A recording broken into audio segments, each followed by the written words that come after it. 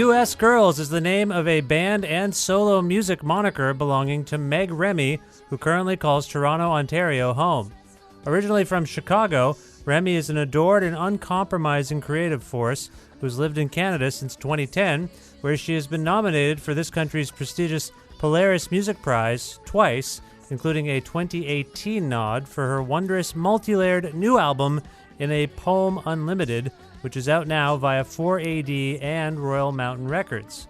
Meg and I spoke together at Jules Cafe when she was on the show in September of 2016 to discuss her last album, Half Free. She suggested that we meet at Jules Cafe again to have a talk about In a Poem Unlimited, and once again, we had a wide-ranging conversation about life and the world and how such things are reflected within one of the finest pop albums of the year. With in-kind support from Pizza Trokadero, The Bookshelf, and Planet Bean Coffee in Guelph, Grandad's Donuts in Hamilton, and Planet of Sound locations in Ottawa and Toronto, and of course, listeners like you who subscribe to this podcast, download episodes, and make flexible monthly pledges at patreon.com/Creative Control. This is the 407th episode of Creative Control, featuring Meg Remy of U.S. Girls, with your host, me, Vish Khanna.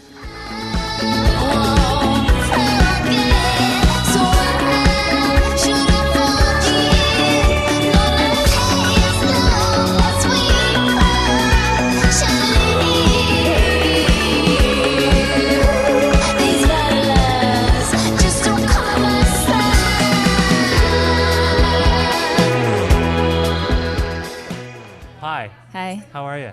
Pretty good. Good. Thanks for having me back. I kind of feel like you own Jules Cafe. I just filled out a survey, so I don't own it. I'm just a customer. What did you say in your survey? What needs to be changed? I said nothing. I put love it for every column. They had like love it, like it, leave it or something, and I put love it, and I said keep up the good work. There's nothing I don't like about this place. The staff is great, and its prices are good, and everything's made fresh downstairs, and free Wi-Fi. Yeah, that's why you come here. The last time, the reason this is a bit of a reunion is because the last time you were on the show, which was I think September 2016, October 2016, something like that. No, September. It was ahead of the Polaris Music Prize. You said to meet here. It's around the corner from your house or something. Yeah. Right? So this is, we're going back. Yeah. Together, and it feels the same. And they painted it red. Oh, they did? Did you mention that in the survey? No. That's actually something I would change. Red is a bit, it feels claustrophobic. It's not good. Yeah. It's not good. Dark colors just make things seem smaller, don't they? Yeah. It's also just kind of like meaty or something, yes, like being inside of some meat. Well, I really do appreciate the time because you've been busy. You're home from the road a little bit, right? Mm-hmm. How's the road been? Good. Yeah? Yeah. I forget, do you like touring? Yeah, I like touring. I like performing. Yes. I don't love, everything else that comes with it, but... Are you impatient? Do you hate the waiting? Do you hate the... It's just like, it becomes a little bit Groundhog Day-ish. Yeah. With the getting up and then you're getting in the van and you get to the venue, unload, set up, wait, all that stuff. Yeah. Do you change your set list every night? No, but on the road, like a couple times a tour. Yeah, just switch it up. Yeah, change order, put a new song in or something like this. But yeah, always throughout the length of a tour, we'll change it. Never stays fully. Okay. Well, one of the reasons I ask is because this record, In a Poem Unlimited, it's been out how long now? A couple months? Since February. A few months. Oh, yeah. That's a long time. And I'm curious, when you bring a record like this one, which it sounds very elaborate, it sounds like quite a production. Yeah. When you bring it on the road, I assume you gain some perspective on it. That's what most people would do. Do you have some perspective on maybe what's happening on this record? Yeah, that's some kind of coffee machine, or are they mixing paint? What are they doing? Maybe they heard us and they're going to repaint the room right now. I think they're making a smoothie. Oh, well, that's what it is. Smoothies for such a gentle drink are very noisy to make. How was that on your headphones? Oh, it's good. Okay, cool. I heard it, if that's what you're asking. Oh, yeah. This happened the last time we were here. I remember there's lots of this noise. is real. It's real. It's verite. We talked about verite the last time, too, as I recall. Yeah. John Cassavetes. You were a big Cassavetes fan, as I recall. Anyway, I'm just going back to that time. I'm not normally nostalgic, but sorry. Anyway, back to the record. Perspective on it. Yeah, like no. I mean, mostly what I gain from touring a record is how to sing it better. Yeah, that's perspective, though. Yeah. Because the frozen artifact is what it was, and you probably had deadlines and all that stuff. And yeah. Well, it's just often like I would like to do it where it would be interesting to tour a record, then record it. Yeah. You know, but that's not possible. It could be possible if you were at such a level that, you know, people are just coming to see you no matter what. And you don't have to be put through the machine. But, you know, it would be... Because the songs get better. They do. You know, after you play them and you learn them and you live in them. They get warmer.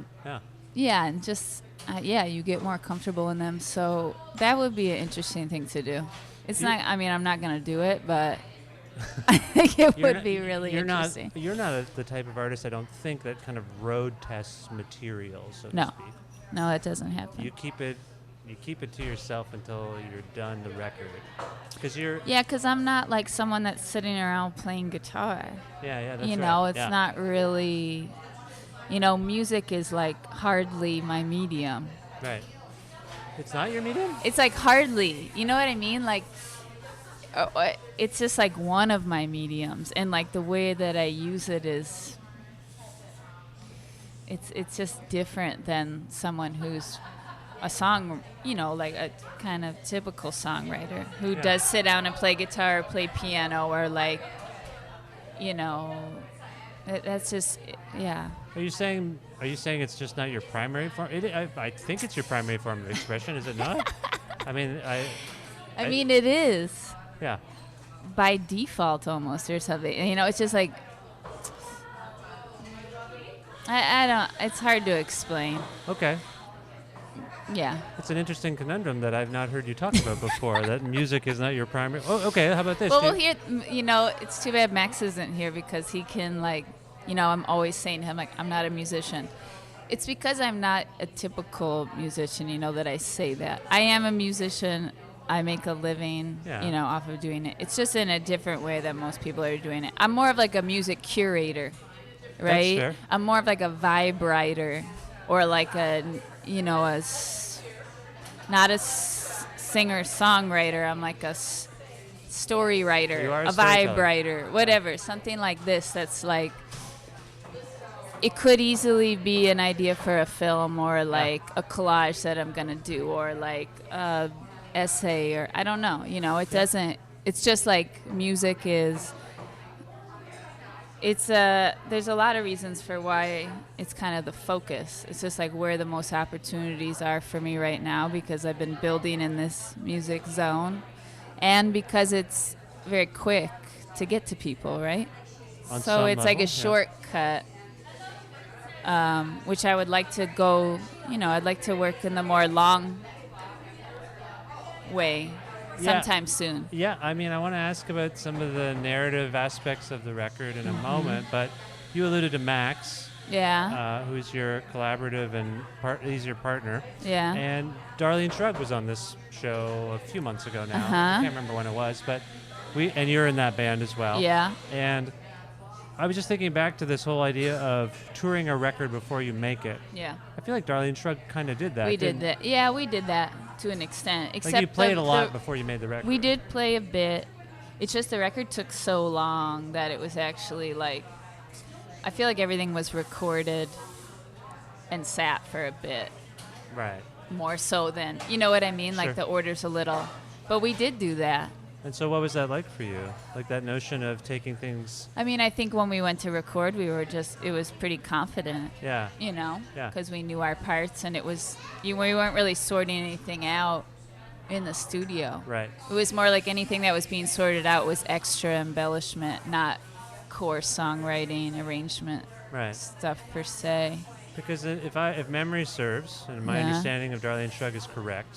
Simone TB, Max, they'll work on the music stuff with the Ice Cream people as well. Mm-hmm. And then you were primarily the lyricist, sometimes singer. Yeah. did writing and singing in Darlene Shrug influence anything? Sure. Yeah. It taught me about background. Oh, there's my friend. Hello. Oh, yeah. I met her earlier. Wait, who's your friend? The little baby. Do you know the baby's name? She really is into me. See? Oh, yeah. Right. Babies are just, they're into everything. Plus, we're holding these microphones. I know. Like, whoa, toys. Yeah, toys. Exactly. Yeah. Darlene taught me about backing vocals. Oh, okay. And, like, what you can do with those. And how they're like an instrument and what they add and like adding layers and like call and response things and introducing different characters through background vocals and things like that. So it really, it helped me a lot. And just more confidence in singing, because to write for, say, like Carlin and Amanda and then have them sing it, it made me feel like I was a better singer because I could write for them, and they're such good singers. Right. You know, like what I wrote worked, and it's like, oh, I can do this. Listen how great they sound. Right. So it was a confidence thing. So you just invoked the phrase characters there, or the word characters there. Yeah. And I wonder if you mean characteristics of a song or of a background singer, or do you, because we're going to get to this narrative stuff in a moment, do you actually mean, characters in a song? Yeah. Yeah. The latter? I mean both, but mostly characters in a song. Like for Darlene, for sure. There's on a song there's a song Pete Rose Boogie where it's, that song is kind of a funny one. We named it after our friend's cat named Pete Rose, who's like this beautiful cat. It's like the most beautiful cat you've ever seen, but it's like so dumb. Yeah, it's a dumb cat. Like runs into the wall and it's like always falling and right. And so in that song, Max is talking to a woman being like, yeah, you're hot stuff, but you're dumb or whatever, right? It's a controversial idea for Max to be singing about.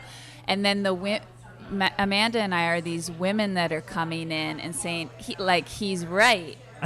We feel the same way about this woman. And it's almost like these Muppet characters coming in to back them up, right? So, they're not necessarily characters like some character when you're reading the intro to a play where it's like, this person's this. It's not like that. It can be like a character that's just like the chorus, right, as the character. Right. Yeah, that makes sense. Like, Yeah, you do that. That is a thing you do. Yeah. And I can see why you were like, music is a medium I'm in now, but I'd like to do, I don't know, we're getting into like novels, screenplay territory, like scenes, like on some level, your records are a series of scenes. Yeah, well, when I was making this record, I was trying to write a play at the same time. And that some of that was just like it wasn't like I had a set idea for the play. I was just trying to write dialogue, and I didn't realize that the play I was making was this album. Right.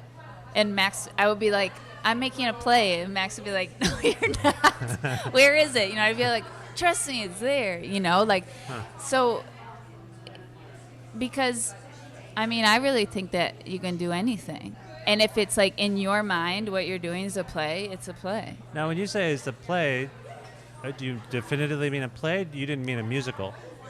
No. It's not a musical. No. Darlene's more musical. Yeah, that's right.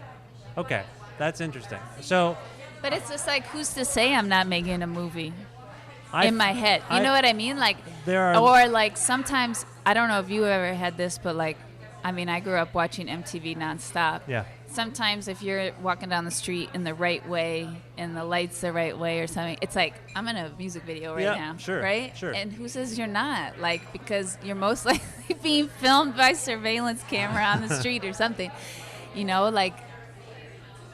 Especially now, like, things are just getting really blurred on what's reality and what's not. And like,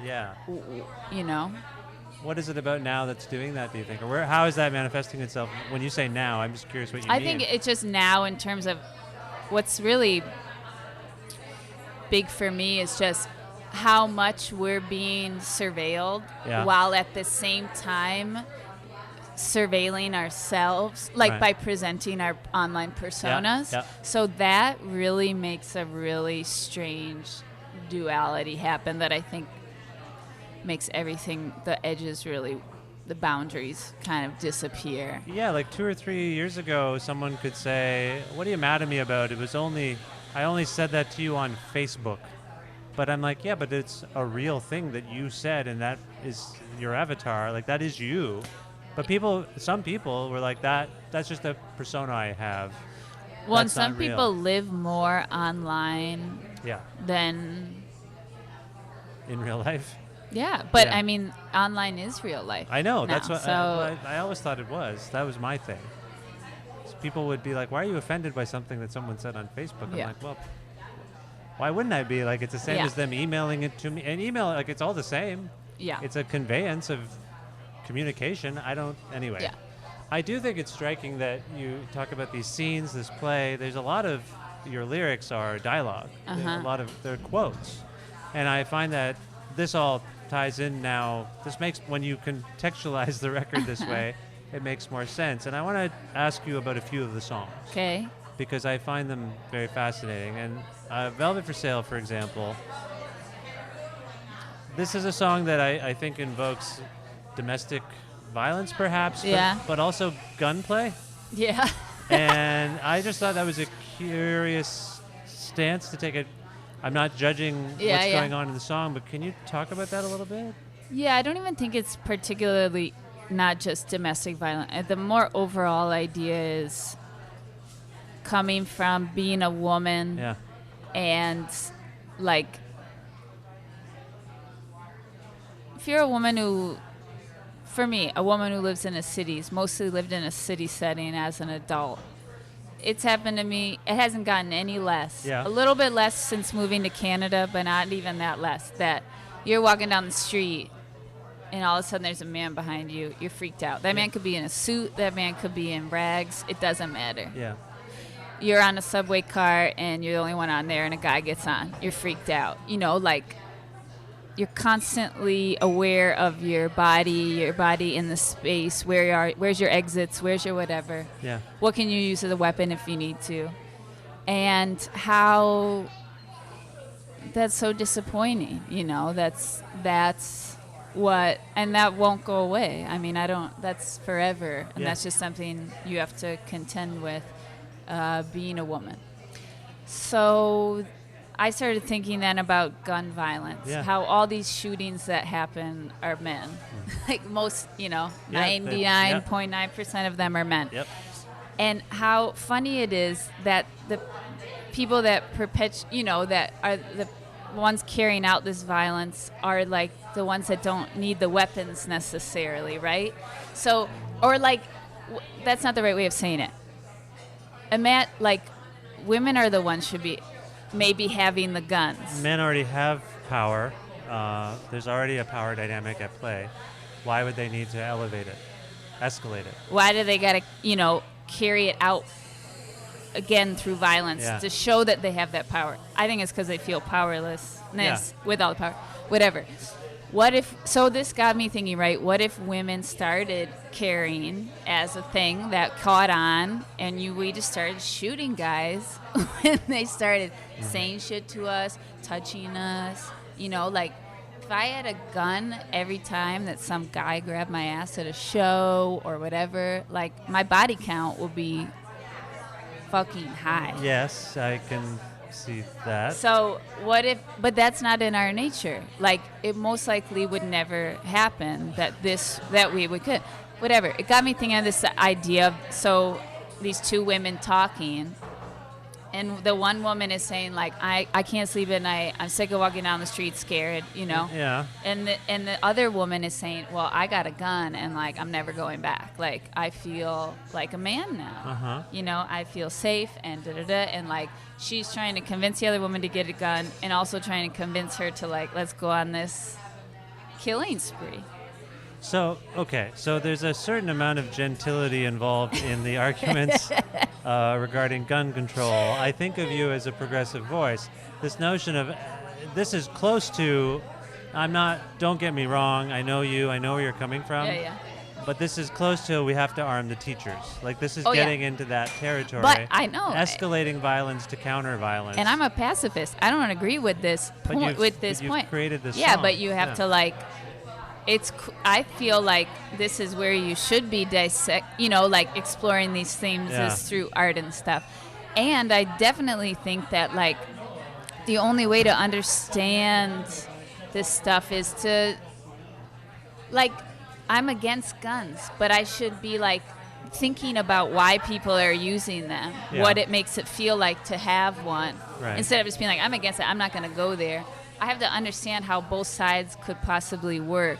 But this is like, you know, like you don't, and that's part of the issue right now is like people are only reading the news that they want to read, right? That fits them. They're like, these are my sources. I trust this. I'm only going to this. When really, we should be reading Fox News. We should be reading all this stuff so that we're understanding what big manipulation is going on and why people. Yeah. Of course, you know, like everyone's curated their existence to such an extent that we can't actually relate. Yeah, I think you're making, and I don't know what you make of him or his show, but you're making kind of a real time with Bill Maher argument. I don't know him. Okay, really. So he does this, and I think what you're speaking to is what a lot of us have woken up to. Like some of us live in vacuums and bubbles, and now vacuums and bubbles. I think they both work in this case. And I think there was a time where we just wouldn't give those voices a platform in whatever sphere we occupy or platform we control. Yeah. And that was thought to marginalize such voices, NRA, whoever. And what we've learned, and that's a big thing was with the Obama presidency. At some point, they just froze out Fox News because Fox News and the Republicans weren't playing ball. I bring these examples up because you're American, quasi-American, semi-American. Yeah. So that's the only reason I bring it up. But this current time that we're going through, a lot of the anger that we're facing and all the conflict and sort of interpersonal conflict stems from that. Yeah. You ignored us. You ignored this situation. And by ignoring it, it exacerbated itself. Yeah. So I think that's sort of what you're saying. Yeah, we have to be aware. I mean, I'm saying a lot, and part of like writing that song is just that it's like provocative. It is, you know, like, and working with this idea of like, kind of, a lot of times when we see women in culture portrayed with a gun, it's like sexy. Do you know what I mean? It's like noir. It's like kind of like where it's like if you've actually shot a gun. It's terrifying. Have you done that? I grew up with guns. You grew up with guns. And like you've got to focus and there's so much protocol around it and like you're not holding it one-handed, popping off. It's not how it is. As you depict in the song. You know, like it's totally different. The recoil, it's very physical, and like the adrenaline that runs through your body because of it and like well, you've put this idea forth in a song called Velvet for Sale. Yeah. Which I was just puzzling over this notion. And then as I get into the song lyrics, it's almost like an enticement, isn't it? Yeah. It's like come to me. It's like a spider. Yeah. Luring a victim. Well, that phrase comes from Norman Mailer. Is that right? You're quoting Norman Mailer. Which is perfect for this song because, you know, like manly man. If all the women that he abused had guns, maybe we wouldn't have like, you know, another misogynist Nobel Prize winner or whatever the fuck. Yeah. Well, like it goes. I mean, I try to mention it whenever I can that like. You know, people don't know he stabbed his wife and got away with it, you know, and it's just absurd. Yeah. And he's still heralded as this, which when I read his books, I'm sick. Like, he makes me sick. Right. Like, it's not hidden from me. He doesn't hide. I don't feel like he hides his misogyny because he's never had to. No. He got on fine with it, and people still, you know, like, so, yeah, that comes from... If women just started acting like men and using the tools that we do have, you know, sex being one of them, as a kind of web. There's a lot of interpersonal scenarios. I guess there are many interpersonal scenarios on this record. Yeah. Do you view this as sort of like a case-by-case study of relationships on some level? I mean, from my perspective, in my I mean, some of it seems like you. I would say some of it seems it's first all person. it's all me. It's all you. For sure. Okay.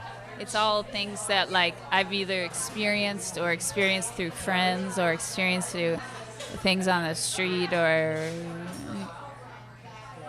I'm all over it. It's fascinating because for me, as a fan of yours and a listener, I for some reason in my head I'm like, oh, that happened to Meg. But other songs I'm like, oh, I think she's telling a story.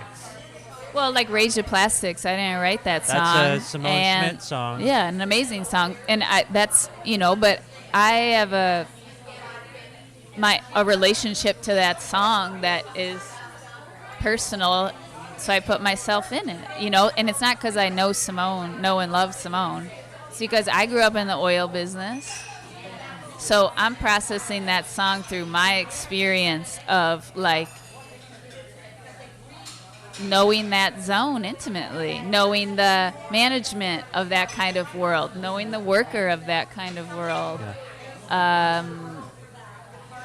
knowing that like I grew up in a kind of setting that was like everything I'm fighting against now. Yeah. This idea of like whatever's good for business is what's good. Making this living just leads to dying? Is that the line? Making this living just brings about dying. I mean, it's incredible. Yeah. That song I think it's just one of the best songs written in the last little while. It is, and I wondered I know, like you alluded to the fact that you know Simone. I think she's one of the most underrated and strongest writers going. Yeah. And when you listen to Rage of Plastics or you read the lyrics to Rage of Plastics, I see a dedication to her craft. Oh my Lord. That I don't see in other Unreal. places. Like she works very hard at this and isn't, I don't think, taken seriously enough for it. Like this song is...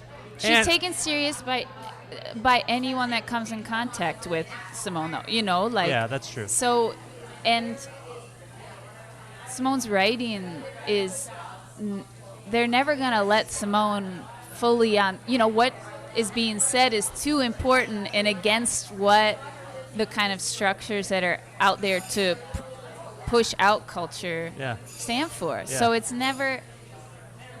we have to have those people that are saying no, and let's look at it from this other way, outside of these structures. And I think speaking for people who don't have a voice on some level as well is something that, and this song is just, I encourage people to listen to the song, and if they can, seek out the lyrics to the song, because it is within this, another person I think who is on the road potentially to some serious prose writing or capable of a stunning novel or something. I mean, just some of the turns of phrase in that song. Anyway, now Simone, there's too much Simone. I think we've given her too much praise now. It's one of two covers on the song. Yeah. The other's Time. Yeah. Whose song is Time? Time is Micah Blue Smalden, who's just an old friend of mine I've known since I was, 16 or 17 years old. He was a guy who was like in hardcore punk bands who got obsessed with finger picking and then went on this whole other zone. He's from Maine, so he's one of these northeastern weirdo folk guys that kind of came about in the 2000s. Mm-hmm. He started making solo records. He's probably one of the reasons why I started U.S. Girls. I was always playing in bands, and he was always like, you should play by yourself, and you should sing, because you don't need anybody. Yeah. Just do it on your own. Like, whatever you want, just do it. Doesn't matter if you don't play an instrument, like, just do it. And he also was the only ever person that whenever I was in bad relationships, unhealthy relationships, would tell me. Yeah, he could tell. He would be like, no, you're making bad choices, or like, you're hurting yourself, get out of there, do this. Right. So he's a real good friend. I owe him a lot. That's from the last record he made. It was like an EP, came out maybe 2013 or 14. And I just loved that song. It's very, I like how it relates to the planet. Is he still making music? I'm sure he is. Oh, okay. I don't think. I mean, he's gonna be playing guitar every day. Yeah. I don't think he's put out a record for a bit. I'm sure he plays live and stuff still. We don't keep in touch as much as we used to. I don't think he'll ever stop making music, but I just always loved that song and wanted to cover it. And on his album, it's a dirge. It's real slow and kind of similar to Rage of Plastics. It's like. So these are both just two songs that I could see in another way. It wasn't that I didn't, I loved their version so much that for me it was like, I want to make these songs like candy, like, because their original versions they're maybe for a tailored, certain slice of culture people, like it's not going to be an across the board where it's like, my mom could hear this and she would be like, oh. It has a confection. Like, I feel like you've added, you made it a bit more, I don't want to say palatable, but it's danceable. Well, that was the point, though. Like candy. Like, people just, like, wanting to consume it instantly. Like, oh, yes, this is, I like this. And on the record, on your record, time is like a 7-minute song. Yeah. Did you, like, when we last spoke, you were about to make this record. Yeah. And you had, you were going to work with the Cosmic Range. Is that what ended up happening here?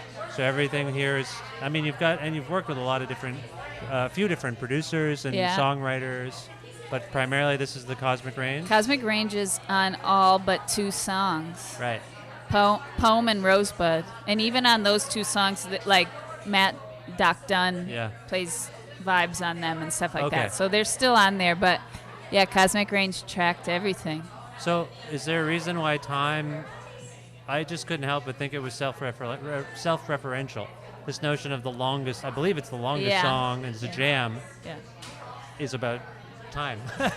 Like, it's a time-consuming kind of exercise. Yeah. And that's what it is live, and that's what's fun about it. This record that we're playing live is, everything is just so. Yeah. The songs start, they end. It's very touched. Everything is very thought out. And time is at the end of the set and the end of the album where we get to have fun. Yeah. So live, it's different every night. It's changing.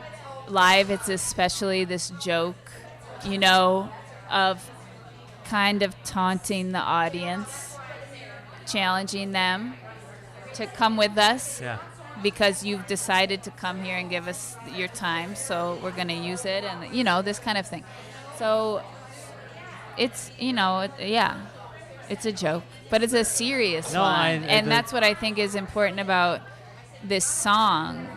The idea behind this song is like, when you're really busy, there's no time. You know what I mean? But when and thinking about time, we're always thinking it in regards to our own schedule. Yes, that's right. You're not thinking about it in terms of, like, when I start thinking about the planet, I'm just like, oh.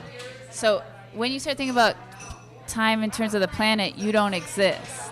That's right. And I think that's what's really important to be doing, all of us right now, like, that we do matter, but we don't. And we're just this blip. And even all this awful shit that's going on right now, even though the planet is sick, it's like, it's going to carry on. Time is the constant. Time is the force. Time is going to outlive us. It's nothing. It's everything. It's this weird. Whole, and that's, abstract thinking is what is missing. Yeah. Right now. Yeah. Because we're just, you can't, it's almost like, I don't know if you can, thinking abstractly while staring into a mirror is, like, very difficult. Mm-hmm. It's true. That's true. It's a good way of putting it. I think it's like we got to get out of the mirror. The song Poem contains the phrase "in a poem unlimited," which I thought was an interesting turn of phrase. I hadn't encountered it before. Maybe I'm missing something. What does that mean to you, in a poem unlimited? It's from Shakespeare. Is it? Yeah, it's from Hamlet. I've heard of him, and I've read that play, but it just did not occur to me. I should have Googled it. I don't have great connection to Hamlet or anything like that, but it's an interesting turn of phrase. Yeah, that's what it is. What does it mean to you, particularly in relation to our conversation about time.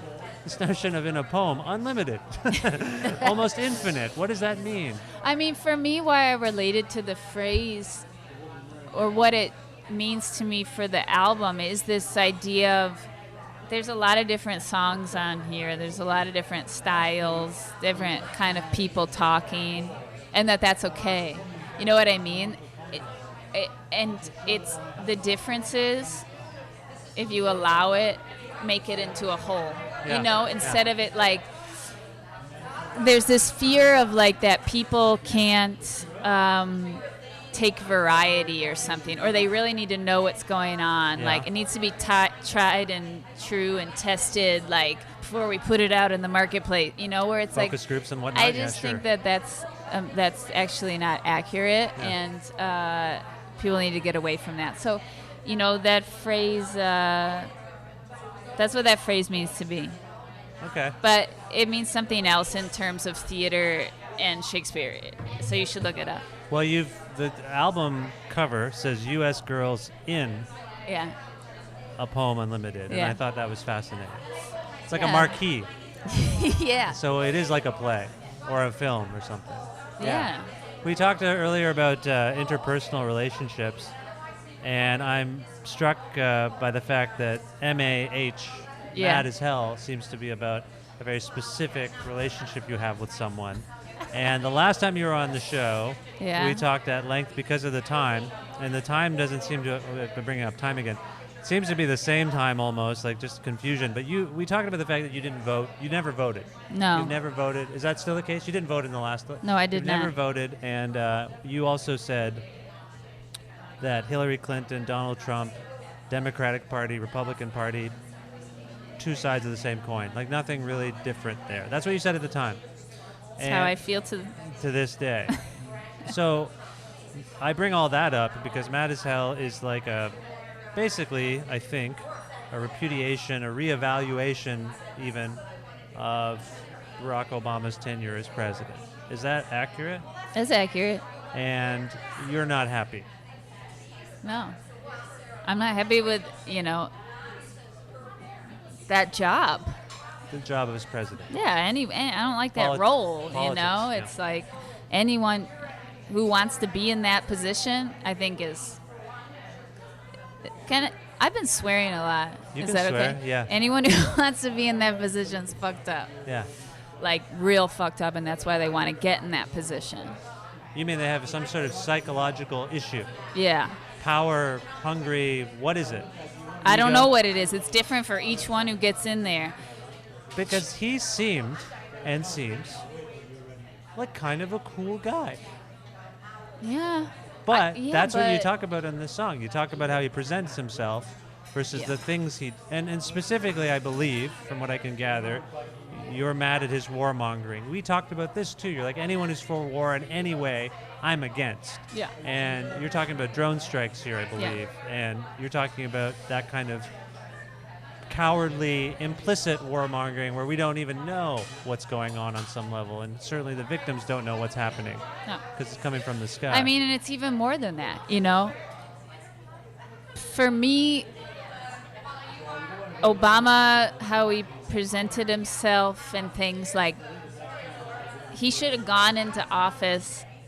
I mean, this is the problem, though, is the presidency, it's just a puppet. Yeah. It's just you can't really do anything because even though the idea is that you can, through the right channels, it's not accurate because we don't really understand how the game works. Right.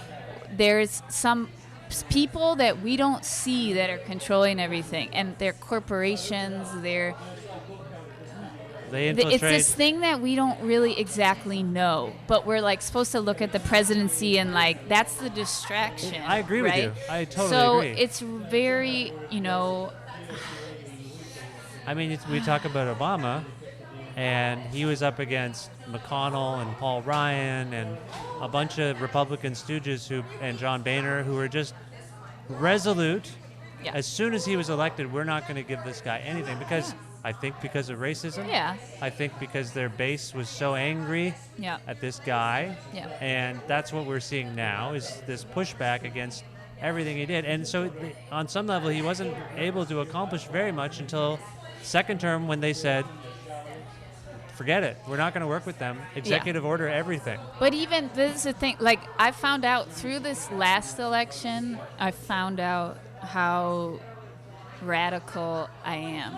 Okay, because, you know, I think Obama should have cut the military budget. Yeah. You know, I don't think, like, I think it's completely wrong that Osama bin Laden wasn't given a trial. Yeah. You know what I mean? Like, this stuff that it's just like, and also any president or person in that position of power that isn't calling right now for a stop to all, like, everything that's killing the planet, like, it's like time. It's past time. Like, it's past time. So maybe that's why we should everyone's just partying. You know what I mean? Like, it's just like, fuck it. There's a nihilistic, which I understand. Which is, because in terms of time, it's okay because this will be erased, I guess. But, you know, it's just the fact that Obama didn't go into office and didn't comment or try to stop the militarization of police forces that were killing, like, mostly black people. You know, like, these kinds of basic things that, and it's hard for me because I'm critiquing him, right, as a white woman, but I'm still like,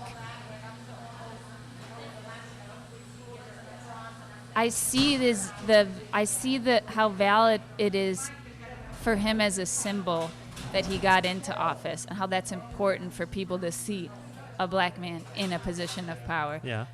That is important. Can't take that away from him. Don't want to take that away from anyone that was important for.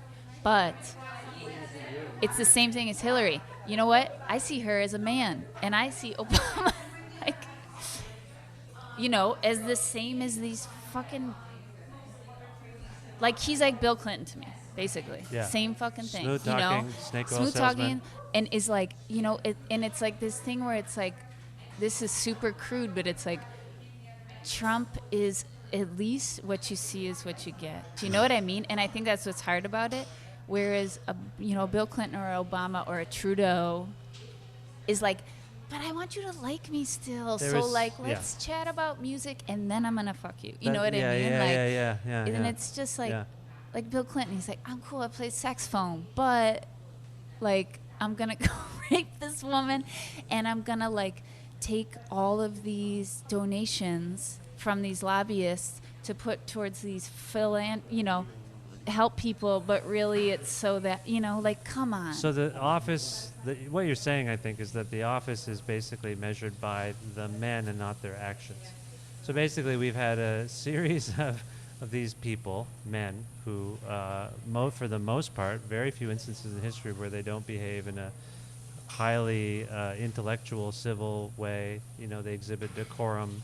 They follow all the rules of decorum. Now we have America, has a person that doesn't do that at all, and everyone's freaking out. But there is also, particularly on Twitter, there is a real pushback against people who sat it out, who sat the election out, didn't vote, and said, they all say, can you honestly say there was no difference between these two people? So I bring this up now because I know, despite what you've just said, because I think I know what you're going to say, they're all the same. But you have to admit, we would be I am going through this period of anxiety personally.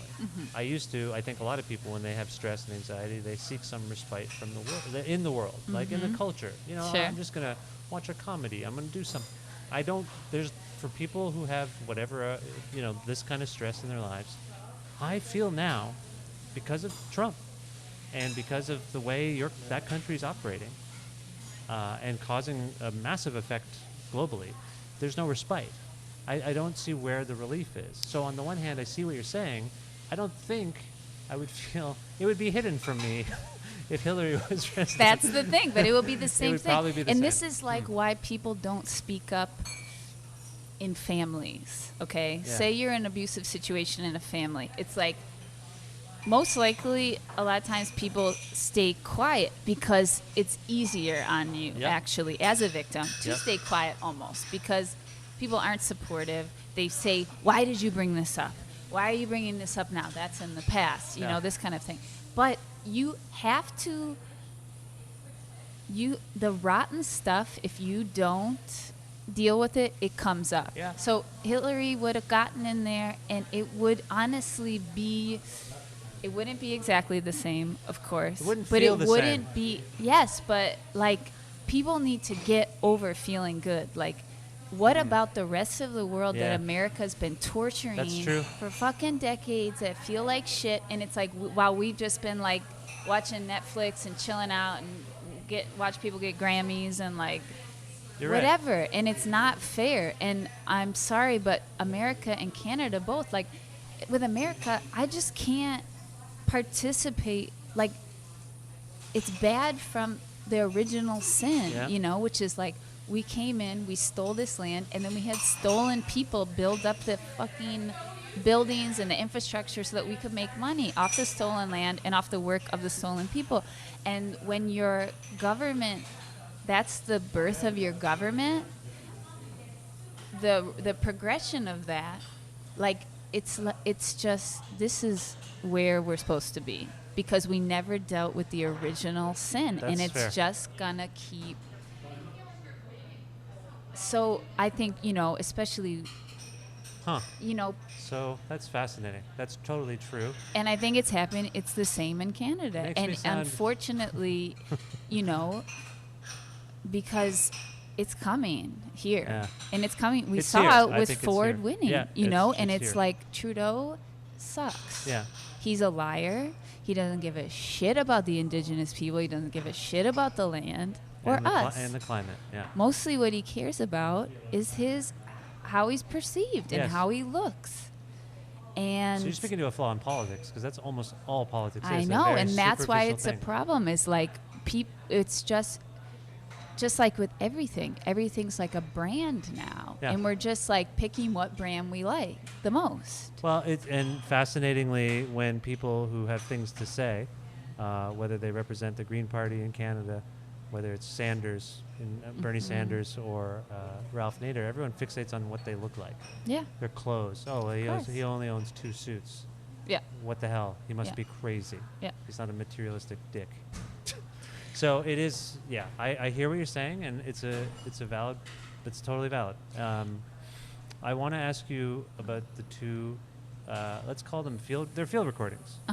Because I feel like they're telling in themselves. The first one is called "Why Do I Lose My Voice When I Have Something to Say?" Yeah. The other one is kind of fascinating as well. It's called Traviata. Yeah. And which is an opera, I believe. Yeah.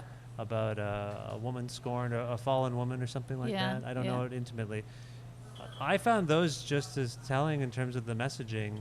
Sure. Because you're talking a lot here about women and women's voices, and being able to speak out.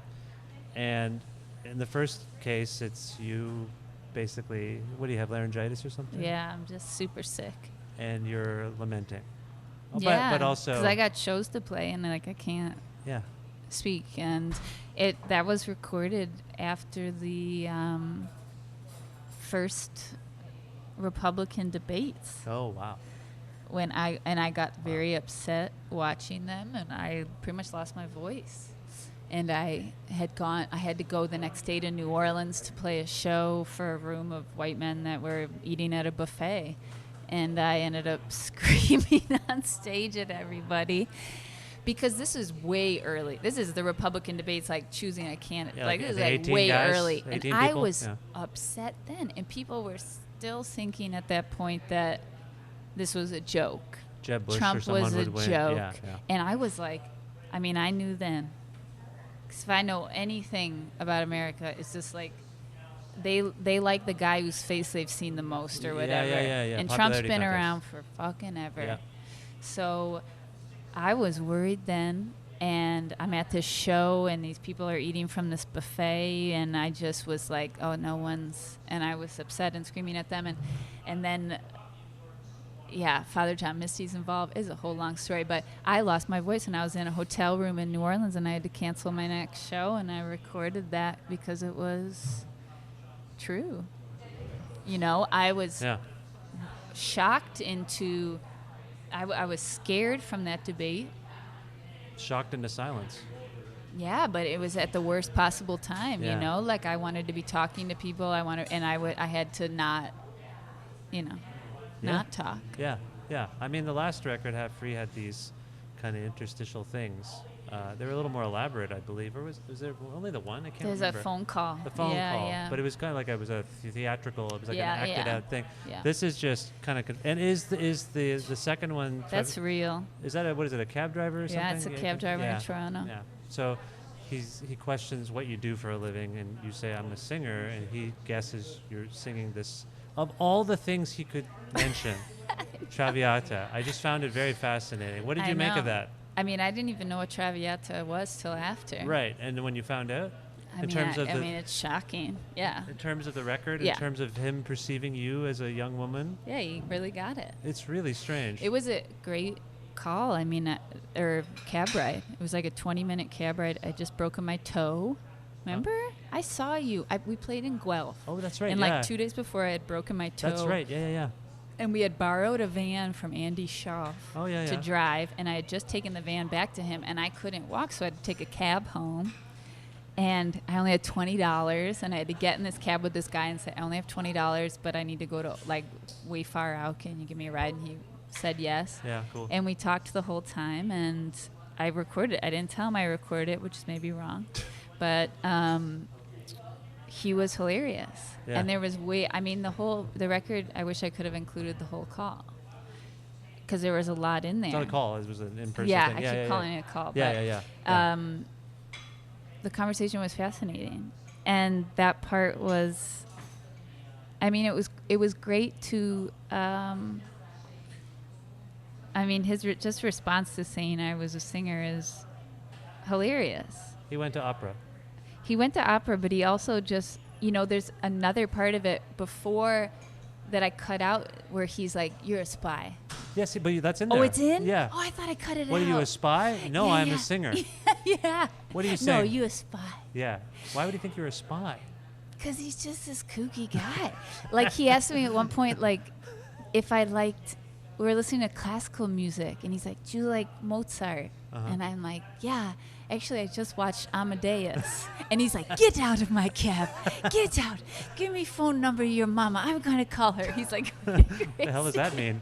Okay. I don't know, but, like, he was very into classical music. Okay. And, like, I liked chatting with him and telling him I'm a singer where he doesn't know anything about the zone I'm at. Sure, he doesn't care about it at all. He thinks, like, pop music is shit. That's fascinating. And it was...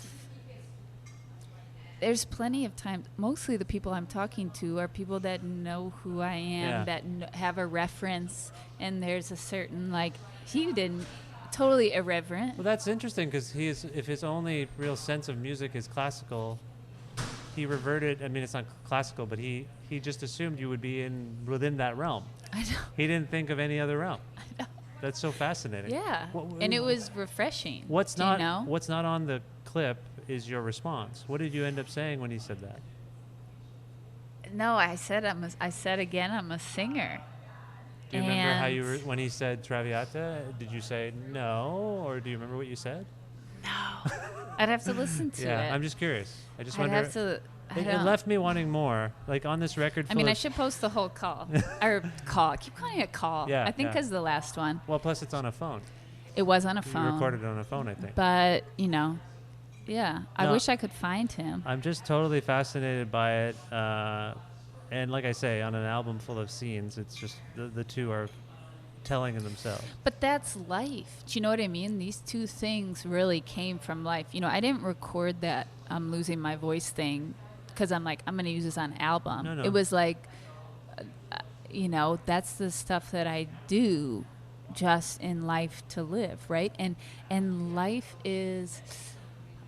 there's just you can't write it.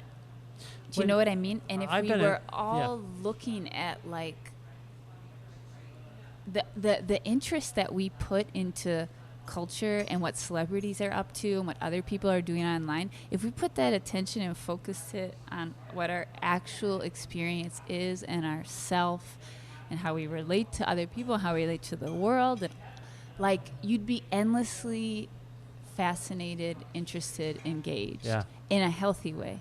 And that's where I'm at in my life, how I'm trying to be, and it's painful and it's a lot of work, but it's so rewarding and it's necessary, and it's like, it's just like, you're eating life then, you know? Yeah. It's really good. Yeah.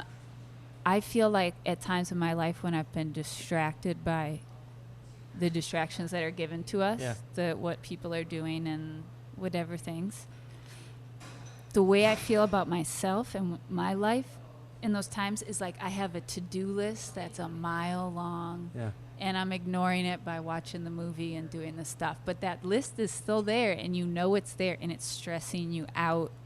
You're not giving it a name. Yeah. And when you're actively checking things off that to-do list, it never stops. It never gets shorter. New things always get on. But at least like you're engaged in it and you feel like you're making some sort of headway. Whereas when you're ignoring it, it's like, I think that's where stress, illness, all kinds of stuff comes. I think your body reacts to, I think what you're saying maybe, and I don't want to put words in your mouth, is that I think we underestimate the power of our minds on our beings all the time. Yeah. And so, and the way we viscerally react to things is actually having a huge impact on the way we see things and the way we react to things generally. It's a cumulative thing, these bodies of ours. They just take it all in. They store it. Yeah. This record's incredible, and I appreciate your time talking about it. I hope we talked about it enough. I feel like we always end up talking about all sorts of things. What is next for you? Just some more touring. Yeah. In a little bit fall and winter, and starting a new record. You're already thinking about it? Yeah. Because the record's been out since February, as you said, and you've taken it out on the road, I know you've done some press. As I recall, you don't spend a lot of time dwelling on stuff like that, press and reviews and stuff. But are there any misperceptions about this record that you've come across that you want to dispel, or are you just are you closed off from that stuff? Yeah, I don't think so. It's rare for me to talk to someone so long after, it's 6-7 months after a record's come out, because that reaction, I think we talked about this the last time. When music journalism gets lazy, it kind of, first of all, they just glom onto your one sheet. And then the second thing I think that happens is a thread emerges among the coverage. Yeah. Someone says something and it kind of can blow up. I don't read the coverage. Yeah. I've only read the few things that Max or someone said, this is really good. Or New York, there was a thing in the New Yorker that came to our house. So it's like, I didn't even read the full thing. I glanced over. I like to look at the pictures of the things. Like if I've done photo shoots, I'll be like, oh, let's see the picture. But I know from doing the interviews, yes, a lot of the same questions.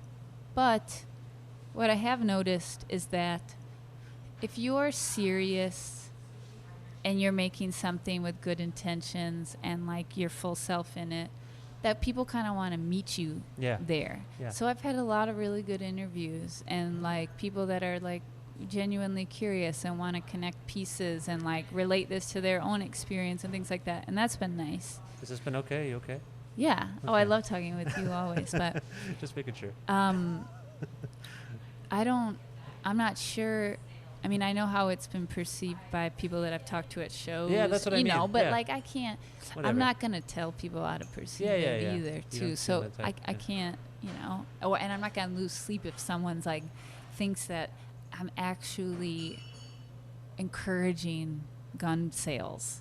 You know what I mean? Like if someone wants to go there, okay, that's fine. Like, there's the risk of that, it's provocative, sure, but it's like, you'd have to really, that would mean you would be ignoring every other thing I've ever done. That's saying I don't do, so it's like, what can I say if someone wants to use it for bad intent? It's a strange thing. You put stuff out in the world, and people are totally free to interpret it any way they want. Yeah, and you have no control over it. So you gotta let it go. You just gotta let it go. But I mean, I think that's why it's important not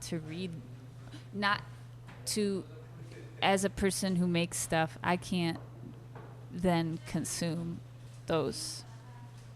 I can't consume the content that's made around the thing I've made because that's poison. It's poison. I understand. And I think it seeps into like your working, how you make things. Absolutely. And like the next time you go to make something, all that stuff's going to be in your head and you're going to be trying to cater to everybody and make everyone feel good. And it's just not possible, you know? I think that, and that's not even the point. You made this record with the Cosmic Range, which I've lost count, but it's like an 8 to 10 person group, right? Yeah. And you're kind of touring in that configuration? We're 8 live. 8 live. Does any of that, when you think about the next record, do you want to minimize? Do you want to keep this group together? I think where I'm at right now with the next record is just, I know how I want to make it, and I want it to all be live. Yeah. Vocals. Everything live in the room, the way records used to be made. Yeah. As a kind of a realism and transparency. Yeah. And whereas this one was different, this one is very produced. Yeah. It's like we're like comping vocals down to the, making it, using the production, tropes that are used on the radio, basically. Yeah. I want to go the opposite way of that. So that's what I'm focusing on right now is how that will happen, what that looks like, because you can't just, for me as a singer, some singers could just walk into that setting with their sheet music and the songs and be able to do it. I'm going to have to practice for months ahead of time in order to do it. And where do you do it? What room do you do it in? What instruments will lend themselves to that kind of thing? Right. So where I'm at right now is in that, thinking in that way, and thinking a lot about what to learn from the nostalgia that we love about old recordings. Yeah. What's to be taken from that, and how this way of recording could be challenging in a cool way to songwriting, where it's like maybe we're not using drums because drums are really loud in a room. Mm-hmm. Maybe we're using other percussion things to make up a drum sound. Oh, okay. Yeah. This is early stages, though, right? Your thought process, I mean. Yeah, it's not. The record, we have a release date or release time frame, so it's happening. Oh, it's happening. You have the songs. No. Oh, okay. It's coming. Yes. We're in early stages. Okay, but there's a timeline. That's fascinating. Okay, I don't want to put any pressure on you. Okay. Well, is there one song from this record that we can go out on that you would pick for us? I like Rosebud. No, you know what? Lover. Why did you pick that one? Because I think it's one of my favorite songs on the record. Some good puns in that song. I really think so. I like the puns. You get it, right? I get the puns. Yeah. I think it's funny. It is funny. No one else has said that. I like reading. I asked for the lyric sheet. It's like the you get Rolling Stones. Yeah. Satisfaction. Yes, it's very good. I like it. It's hilarious. Okay. Yeah. Did you write this one on your own? Or was that with Max? And I. You and Max, yeah, that's right. Max made like a beat and then, Okay, let's go with that. Okay. All right, this is Lover by U.S. Girls. The new record is in a Poem Unlimited. And Meg, I thank you for your time as always. I love talking to you. Love talking to you. And I wish you the best of luck with everything. You too.